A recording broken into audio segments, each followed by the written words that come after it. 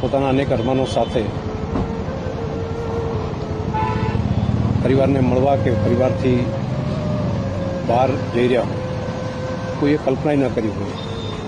મૂકવા આવવાવાળા જે પરિવારના સભ્યો હોય એમને ખબર પણ ના હોય કે આ એમની વિદેશ જવાની વિદાય એ એમની જીવનની કાયમી વિદાય બની જશે. તમામ મૃતકના આત્માને પરમાત્મા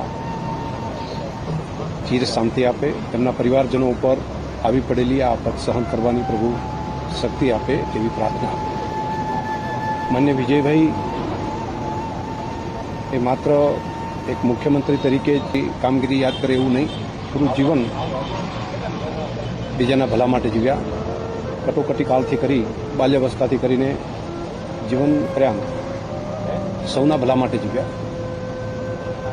સંગઠનમાં મહામંત્રી તરીકે કામ કરવાનો મને મોકો મળ્યો. એક નિખાલસ, સ્પષ્ટ વક્તા અને પોતે માથે લઈને કામ કરવાનો એમનો સ્વભાવ.